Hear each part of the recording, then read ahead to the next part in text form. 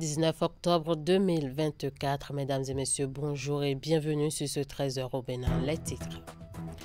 Le porte-parole du gouvernement, Wilfrid Léandre Ngwedji, a échangé avec la jeunesse de la commune de Bantais. Au menu des discussions, les fondements des idéaux de la rupture, les stratégies, actions menées et ceux en cours depuis 2016. Cette rencontre a également connu la présence des autorités de cette commune. Les précisions dans ce journal. Le directeur régional de l'UNICEF, Gilles Faïron, était face à la presse ce vendredi après sa tournée dans le Septentrion. Il a exposé face aux hommes des médias les nombreuses avancées notées face à l'impact que le fonds a dans les localités du Nord Bénin. Les détails dans un instant. Et puis, nous allons parler en sport du démarrage des phases départementales des championnats intercommunes. C'est Tangueta qui a accueilli le lancement de la compétition dans le département de l'Atapora. Le développement à suivre. À nouveau, bonjour. Le porte-parole du gouvernement, Wilfrid Léandre Ngwedji, est allé échanger avec ses hôtes, toutes catégories et bords politiques confondus, de la commune de Bantais. L'objectif est de dissiper les malcompréhensions et faire comprendre aux populations qu'elles sont bel et bien au cœur des préoccupations du gouvernement. Au menu des débats, les fondements des idéaux de la rupture, les stratégies, actions menées, projets et programmes exécutés et ceux en cours depuis 2016 à nos jours dans le pays. L'autre point ayant retenu les attentions, le programme spécial concocté par l'exécutif au profit de la commune de Bantais. Plus de détails sur cette rencontre avec Hélène Amoussou et Georges Vaudounan. Face à la jeunesse de Bantais, toutes catégories et bords politiques confondus, il s'est une fois encore fait le devoir de porter la voix de l'exécutif. Je suis à l'aise d'être avec vous, je suis chez moi. Je suis surtout venu vous écouter, c'est vous qui allez parler. Qu'on se regarde, qu'on se dise la vérité. Ce qui vous gêne, ce que vous ne comprenez pas dans l'action du gouvernement, posez vos questions. Exprimez votre mécontentement, exprimez votre incompréhension. Et mon devoir, c'est de vous écouter. C'est de vous expliquer ce que vous n'avez pas compris. C'est de vous rassurer là où on a besoin de vous rassurer. Au nom du président de la République, au nom de son gouvernement, toutes les réponses, toutes les assurances que je peux vous donner ici ce matin, je le ferai en toute transparence et avec beaucoup de sincérité. Pendant presque une journée, Wilfrid Léandre Ngwedji s'est attelé à apporter des réponses aux multiples préoccupations des uns et des autres. Pour la circonstance, le secrétaire général adjoint du gouvernement avait à ses côtés les autorités communales ainsi que celles départementales. C'est vrai que lorsqu'on ne voit pas tout de suite et de façon palpable, visible, on se dit, mais est-ce que ce qui est dit sera fait? Oui, ça sera fait. Et donc, moi, je voudrais espérer que la présence du porte-parole du gouvernement témoigne une fois encore de l'engagement de ce gouvernement à réaliser toutes les promesses faites à l'endroit de la commune de Bantais. Le décor ainsi planté, place fut faite à l'instant question-réponse. Dans sa réplique, le porte-parole du gouvernement est revenu sur le bien fondé des stratégies, actions, projets et programmes exécutés et ceux en cours, de même que les réformes menées depuis 2016 à nos jours dans le pays.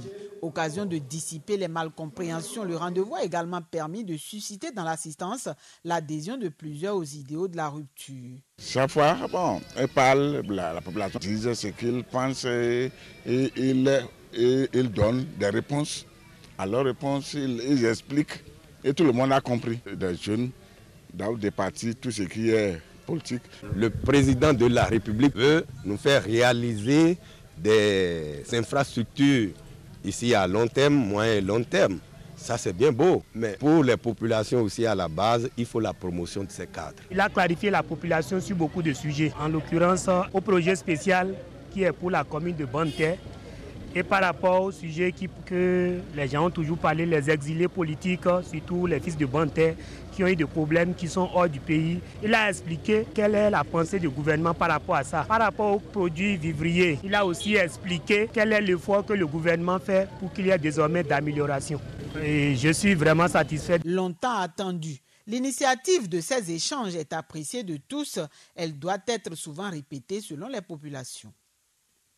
Le ministre d'État chargé du développement et de l'action et de la coordination de l'action gouvernementale.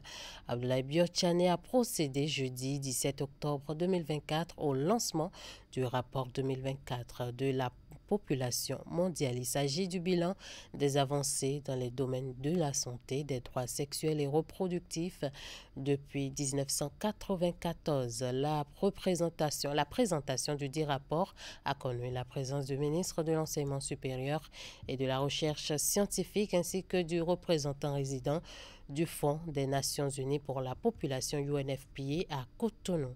Florence Bossa, Mofit Sabouran. Destin entremêlé, lueur d'espoir, mettre fin aux inégalités dans la santé et les droits sexuels reproductifs. C'est l'intitulé du rapport 2024 sur la population mondiale. Le document fait le point des progrès accomplis à l'échelle internationale dans les domaines précités. Il présente l'état de la population du monde au cours des 30 dernières années. Le présent rapport est fondamentalement un appel à l'action aux partenaires impliqués dans la santé et les droits sexuels et reproductifs.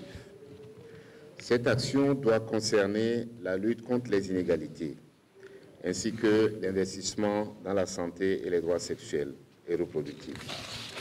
Cet investissement est essentiel pour faire profiter à nos pays, et en particulier au Bénin, les dividendes de l'égalité et des sexes. Pour notre pays, le Bénin, la réponse à l'appel à l'action est consignée dans le programme d'action du gouvernement et à travers notamment son pilier 3 qui porte sur la poursuite de l'amélioration du bien-être social des populations. L'engagement du Bénin en faveur de l'égalité, de l'inclusion, de l'éradication de la violence basée sur le genre et des pratiques néfastes sont au cœur de la vision du président Patrice Talon. Le Bénin n'est donc pas resté en marge des exploits réalisés au plan mondial face à ces enjeux cruciaux. En témoigne sa contribution remarquable qui se traduit par les réformes engagées par son gouvernement. Ceci avec l'appui de divers partenaires techniques et financiers, notamment le système des Nations Unies. Le rapport révèle, entre autres, qu'au cours de ces 30 dernières années, au plan mondial, le taux de grossesse non désirée a été réduit de près de 20%. Et le taux de mortalité maternelle a été réduit de 34% depuis l'an 2000, tandis que les nouvelles infections au VIH ont été réduites du tiers. Dans le même temps, la proportion des femmes siégeant dans les parlements a plus que doublé et les lois visant la lutte contre les violences domestiques ont été votées dans plus de 160 pays. Je voudrais réitérer l'engagement du système des Nations Unies de continuer à soutenir les efforts du gouvernement et du peuple béninois visant à assurer les droits sexuels et reproductifs pour tous et pour toutes au Bénin. Le rapport est élaboré dans le contexte de la célébration du 30e anniversaire de la conférence internationale sur la population et le développement tenue en 1994 au Caire, en Égypte. Beaucoup de progrès enregistrés dans le Nord Bénin en ce qui concerne le respect des droits des enfants et de leur bien-être. C'est le constat fait par le directeur régional de l'UNICEF après sa tournée dans le Septentrion. Gilles Fayon était face à la presse hier pour exposer le point de son périple dans le Nord Bénin. On l'écoute au micro de Ingrid Day et Henri Ganti. J'ai commencé par Bukusera, c'est un village, l'un des villages de Tchaourou, où j'ai été impressionné par comment une population qui n'a pas beaucoup de moyens maintient son village propre. La deuxième chose qui m'a impressionné, c'est comment des pères, un club de pères s'est mobilisé autour des dames dans le village pour changer et pour contribuer aux questions de nutrition. À Bukusera, ce qui est unique, c'est que ce village est parti d'un niveau de malnutrition élevé à un niveau de malnutrition zéro. Il y a 0 enfant malnutri dans ce village qui en comptait beaucoup dans le temps. Aujourd'hui, les questions de défécation à l'air libre sont du passé. Les questions même de protection de l'enfant sont du passé. J'ai senti qu'il y a eu un travail de préparation qui a permis aux cadres, aux travailleurs de l'UNICEF d'écouter les besoins et donc de régler les problèmes qui se posent en co-créant avec eux et le marché local et les producteurs locaux, ceux dont ils ont besoin pour régler leurs problèmes. Donc après ça, on s'est rendu à Ndali et là, j'ai visité et donc Pourparé.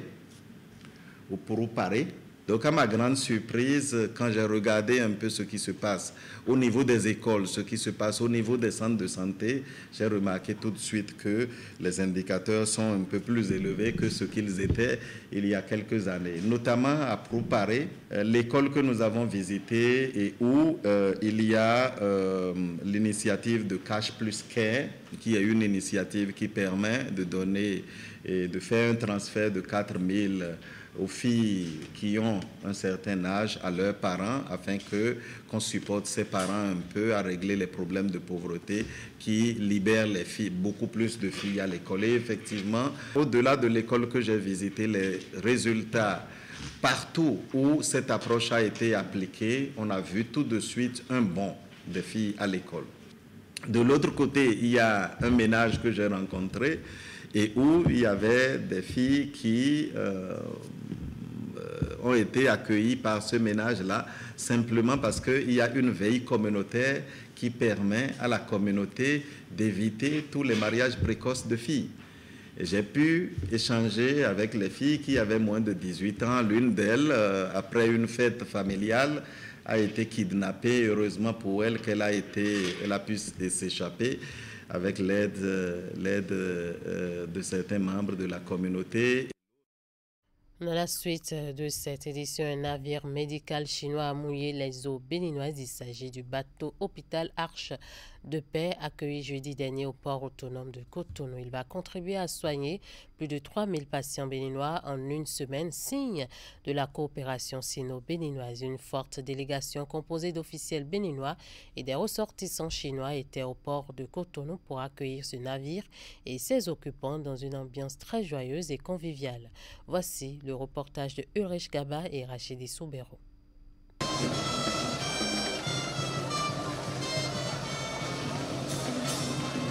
C'est sous une pluie battante que le navire médical chinois Arche de la Paix fait son entrée dans le port de Cotonou.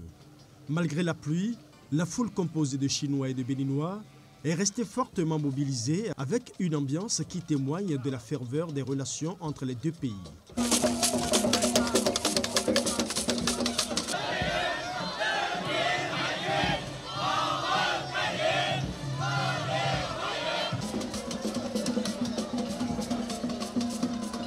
La partie béninoise, composée des ministères de la Santé, de la Défense et conduite par le ministère des Affaires étrangères, est reçue à bord du navire médical chinois. Une visite guidée, ponctuée d'une séance d'échange entre les deux parties. Depuis la normalisation de nos relations diplomatiques entre nos deux pays, il y a 52 ans, c'est la première visite. C'est la première visite après l'établissement de partenariats stratégiques entre nos deux pays, après le sommet du FOCAC, Forum sur la coopération Chine-Afrique. C'est une visite de santé, une visite d'échange militaire, aussi une visite de paix et d'amitié. L'arrivée du navire pour nous est un signe très important. C'est le symbole de cette amitié renforcée que le Bénin et la Chine se permettent d'entretenir sous la houlette des deux dirigeants, des chefs d'État. Je voudrais donc vous remercier pour cet honneur qui est fait au Bénin avec l'arrivée du navire et également vous remercier au nom de tous les patients, de toute la population béninoise qui aura l'occasion à travers cette arrivée de bénéficier gratuitement des soins de santé. Du 17 au 24 octobre 2024, des centaines de patients béninois auront la chance de se faire ausculter puis traiter par les médecins chinois. Cette belle histoire entre la Chine et le Bénin est également marquée par ce présent gracieusement offert au gouvernement béninois avec la casquette de bord du navire médical Arche de la Paix qui confirme ainsi l'encre jetée pour une semaine d'amitié, de coopération et d'entraide. Espérons que ce souvenir vous plaira.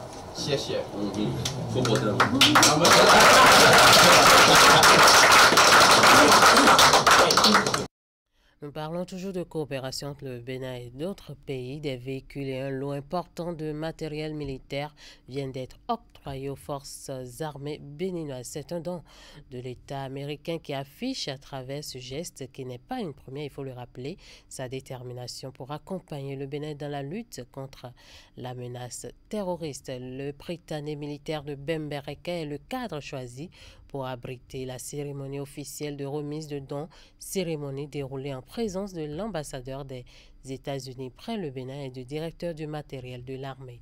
Le reportage est signé Ulrich Chabalo et Franck Degla. Encore du matériel militaire et des équipements divers pour renforcer la capacité de résilience des forces armées béninoises face à la menace terroriste.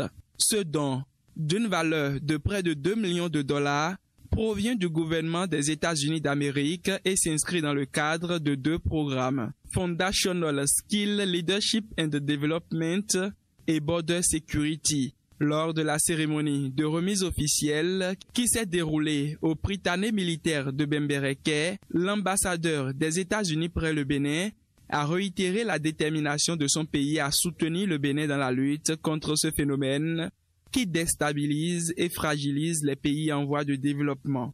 Au nom du gouvernement des États-Unis, nous sommes ici pour remettre un don important aux forces armées du Bénin. Il s'agit des véhicules et d'équipements essentiels d'une valeur de 1,163 milliards de francs CFA, près de 2 millions de dollars. Ce don comprend 20 camionnettes Toyota Land Cruiser et un ensemble complet d'équipements comprenant 1650 trousses de premier secours individuel, 200 trousses d'intervention pour traumatiser de masse, 1530 sacs d'assaut, 1650 lunettes de protection balistique, 600 paires de bottes, 200 unités GPS, 1250 boussoles, 1650 systèmes de filtration d'eau individuelle et du matériel de fortification des bases. En réponse à ce geste de l'État américain, le Bénin a exprimé sa reconnaissance par la voix du directeur du matériel de l'armée, représentant à l'occasion le chef d'état-major de l'armée béninoise, le général Fructueux Baguidi. Cette gratitude s'accompagne de l'engagement de faire bon usage des équipements reçus. Ces appuis, qu'ils soient matériels ou sous forme de formation, sont le témoignage de la solidité des relations qui lient nos 2 nations.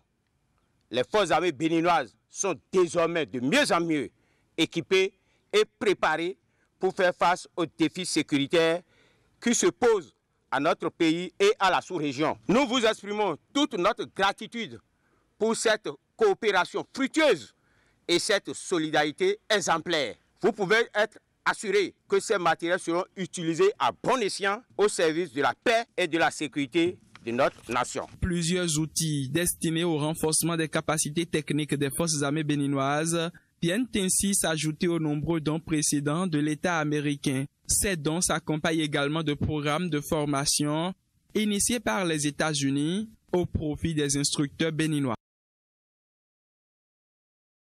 De mentorat organisé à l'intention des jeunes filles dans le cadre de l'édition 2024 de la Journée internationale de la fille. C'est une initiative de l'Agence belge de développement ENABEL en partenariat avec l'Agence française de développement AFD. Les échanges ont réuni au centre Amourévi de la ville de Dassa-Zoumé une centaine de participantes venues des milieux scolaires et professionnels. Le thème, objet des débats, la vision des filles pour l'avenir. Plus de précisions avec Emet Elena Moussou.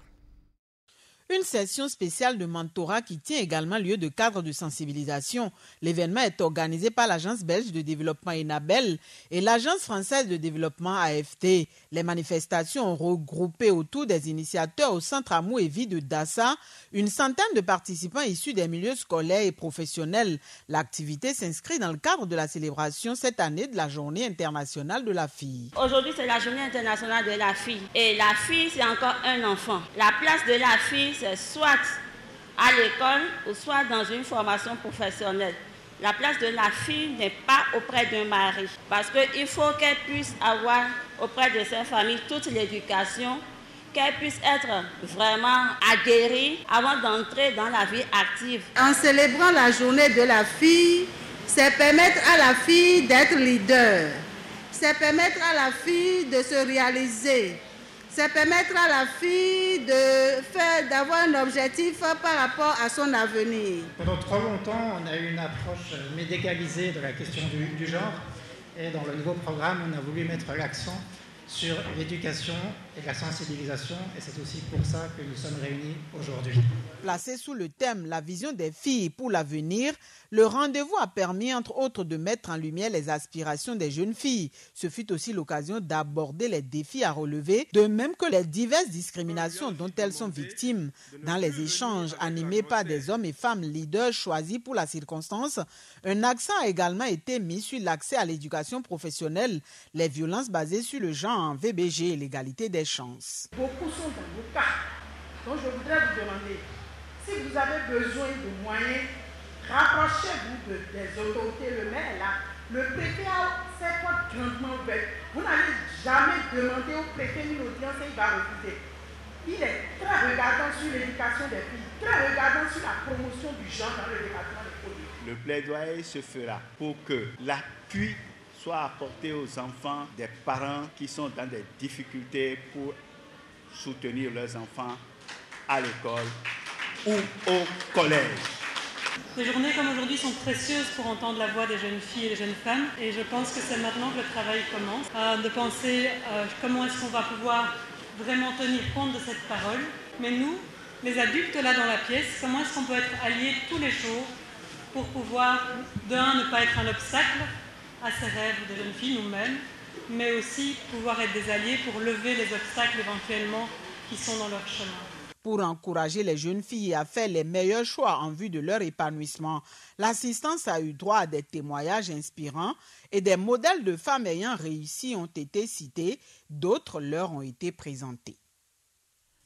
Nous restons avec l'agence belge de développement Enabel qui reste toujours engagée dans la lutte contre les cancers des femmes, en particulier le cancer du sein. Elle a organisé à cette occasion la 3e édition de son initiative dénommée Marche Rose, soutenue par l'Agence française de développement AFD. Il s'agit d'une action qui a pour but de sensibiliser les communautés sur les cancers féminins et rappeler aux femmes l'importance du dépistage précoce. Vêtus de rose et scandant des slogans et chants, les participants ont pris des parts de la représentation régionale de Enabel à Parakou et ont parcouru près de 10 km en 2 heures en aller et retour. Epiphane Chabi, Franck Degla.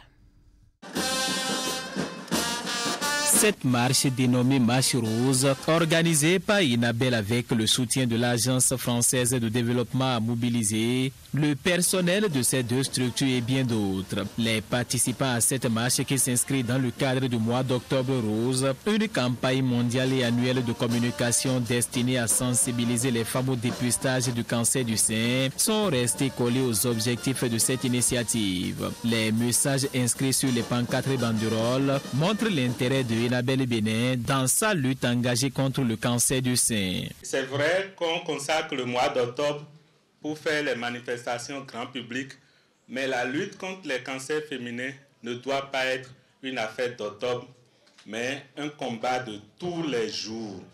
Un combat de tous les jours, et je voudrais nous inviter à nous donner corps et âme pour ce combat, et c'est ensemble que nous pourrons vaincre ce fléau qui nous concerne tous. Pour ce qui concerne Enabel, nous travaillons aux côtés des services publics pour pouvoir renforcer le plateau technique visant à faire un dépistage précoce de ces cancers et à les prendre en charge efficacement. Au terme de cette marche, des communications ont été présentées soulignant les conséquences du cancer du sein sur les femmes. Ce cancer reste le premier qui est la principale cause de nombreux décès de femmes à travers le monde. Dans le passé, on pensait que c'était le cancer du col qui était plus fréquent en Afrique, mais aujourd'hui, on se rend compte qu'en réalité, c'est le cancer du sein qui prend le dessus en matière de fréquence mais aussi en matière de mortalité à plus ou moins brève échéance. Donc là aussi, et on fera donc la politique de nos moyens. Et la notion qu'il faut retenir, c'est que lorsque le dépistage est fait tôt, la guérison elle est pratiquement à 100%.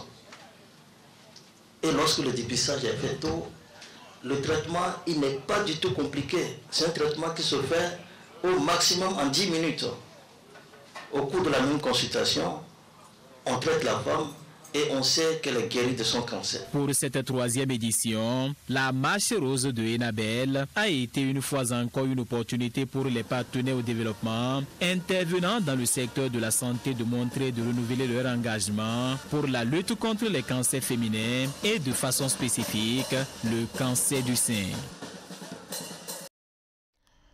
Célébration cette fois-ci de la Journée mondiale de l'alimentation. Les manifestations de la 44e édition se sont déroulées à Zapota, grande occasion de célébrer les progrès de ces dernières années en vue d'assurer à tous une sécurité alimentaire et nutritionnelle.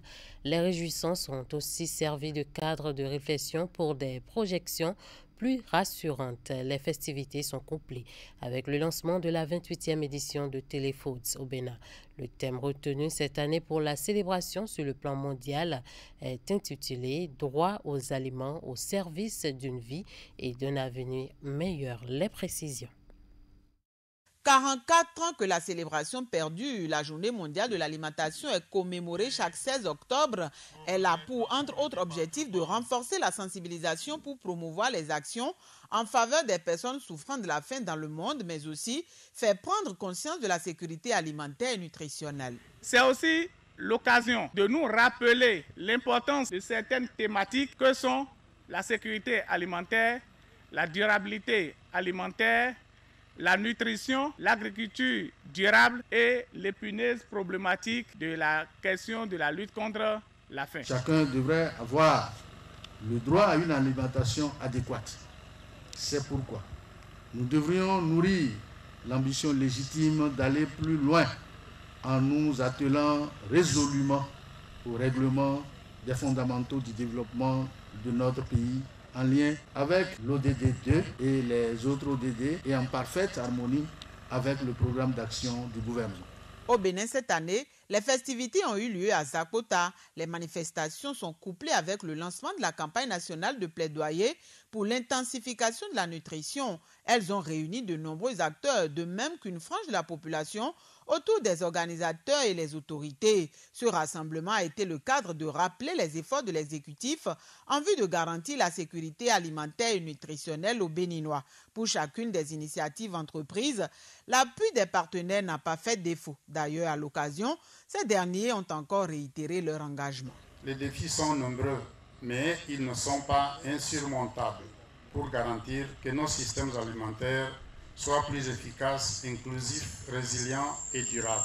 C'est pourquoi nous renouvelons notre appel à une action collective, à la solidarité internationale et à l'intégration des solutions innovantes et inclusives. Aujourd'hui, plus que jamais, nous devons nous engager pour un avenir sans fin, un avenir où chacun pourra exercer son droit à une alimentation adéquate. La Journée mondiale de l'alimentation est célébrée conjointement avec le programme spécial de Téléfood qui est à sa 28e édition. Ce programme constitue une importante campagne de sensibilisation et de collecte de fonds initiée par la FAO dans la perspective d'un appel solennel à la solidarité nationale et internationale pour relever le défi moral que représente l'éradication de la faim et de la malnutrition chronique qui sévit dans le monde et particulièrement dans les pays en développement. En plus de célébrer les progrès enregistrés, les réflexions se poursuivent afin d'assurer à tous un accès durable à une alimentation suffisante et nutritive.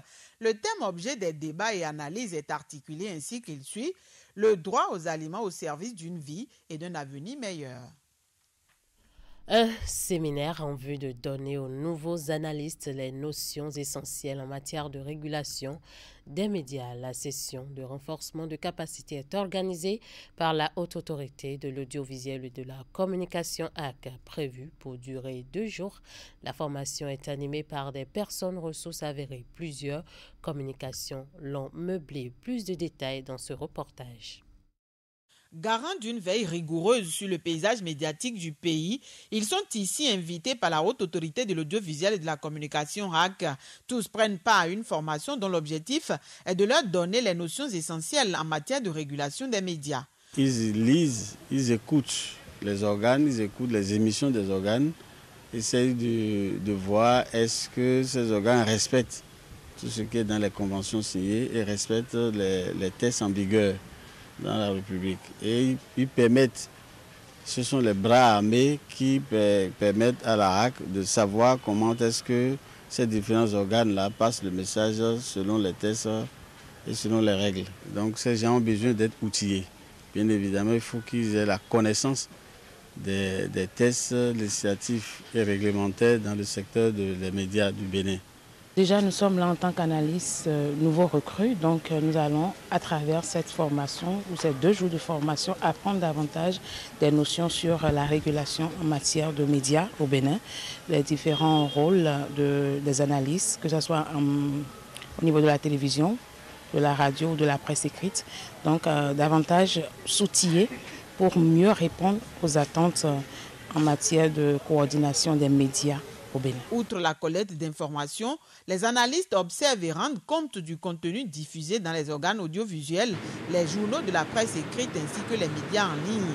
Et pour leur permettre d'accomplir au mieux la mission, ils auront droit au cours de ce séminaire à plusieurs communications, dont une première sur la connaissance de la HAC, la deuxième sur les textes législatifs et réglementaires régissant la presse et la communication au Bénin, puis d'autres sur le rôle de l'analyste. Le tout sera meublé par des exercices pratiques, de même que des travaux en atelier. Ce séminaire de formation qui s'ouvre aujourd'hui constitue une étape déterminante dans votre réussite dans ces fonctions. Il vous permettra de vous familiariser non seulement avec les techniques de suivi et d'analyse des programmes, mais aussi avec les textes législatifs et réglementaires qui encadrent la régulation des médias au Bénin. Aussi, vous allez prendre connaissance des obligations conventionnelles relatives au programme des organes audiovisuels, l'élaboration des rapports et autres documents et leur acheminement à la HAC. Mesdames et messieurs, vous aurez la chance d'être encadrés par des formateurs expérimentés, ayant une connaissance approfondie des techniques d'analyse médiatique et des tests régulateurs, et ils sauront vous transmettre les compétences nécessaires pour exceller dans vos missions. Occasion pour les participants d'adopter les bonnes pratiques professionnelles et de s'approprier les outils nécessaires pour produire des rapports conformes aux attentes de l'institution de régulation des médias. Le séminaire de formation va durer 2 jours.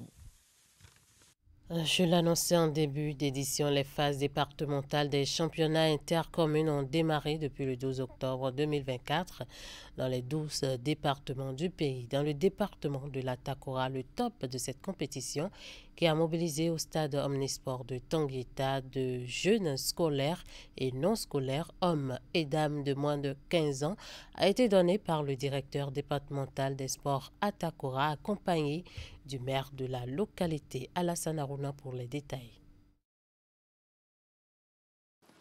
Après les championnats inter-arrondissements qui se sont déroulés du 3 au 18 août 2024, voici les équipes de jeunes scolaires et non scolaires de la Takora, hommes comme dames de moins de 15 ans, venus ici pour défendre les couleurs de leurs communes respectives dans diverses disciplines sportives. C'est la phase départementale des championnats intercommunes dans la Takora. Pour la circonstance, le maire de Tanguita et le directeur départemental des sports à Takora vont donner le top de la compétition. Et je demande au coach de laisser les enfants jouer, de ne pas exercer la pression sur eux pour qu'ils fassent la violence, parce que la sélection départementale, ce n'est pas celui qui aurait gagné forcément qui aura le plus de sélectionnés dans la sélection départementale. Donc, permettez aux enfants de jouer et aux enfants eux-mêmes. Vous apprenez comme ça à vous connaître Ne vous blessez surtout pas. Faites en sorte que c'est le jeu et le jeu simplement que vous allez démontrer. Initiative du ministère des Sports à travers le programme de promotion et de développement des activités sportives. Ce rendez-vous sportif, prévu pour se dérouler du 12 au 27 octobre 2024, offre l'opportunité à ces jeunes athlètes de jauger leur forme en athlétisme, au football, volleyball et au handball avant le démarrage du championnat scolaire proprement dit. Au-delà même de ce que le projet de cette compétition vise, moi je crois que c'est une très bonne chose pour nous dans notre zone. Si ça nous permet non seulement que les jeunes soient détectés, que les talents soient détectés, mais qu'on renforce aussi la cohésion sociale autour de nos communautés au niveau de la Pandjari, ce que nous avons réalisé depuis longtemps, en tenant compte de ce que nous vivons comme situation sécuritaire. Nous avons mené beaucoup d'activités. Je crois que le sport est la principale activité qui permet de mettre les jeunes que nous voulons ensemble pour qu'ils se découvrent qu'ensemble, ils sachent que la cohésion sociale, le bon vivre ensemble, c'est la première condition pour éviter ce que nous sommes en train de tout faire pour mettre de loin depuis un certain moment. Et c'est pourquoi je salue vraiment cette initiative qui a un double sens, comme je viens de le dire. Promouvoir le sport à la base et détecter les jeunes talents en vue de favoriser leur éclosion, tout en contribuant à leur épanouissement par la pratique du sport.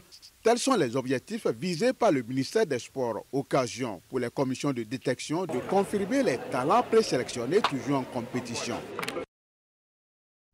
Voilà qui met fin à ce 13h au Bénin. Merci de nous avoir suivis. Merci à toute l'équipe de réalisation, de rédaction d'abord, de réalisation et de diffusion. Bon week-end à vous en compagnie de nos programmes.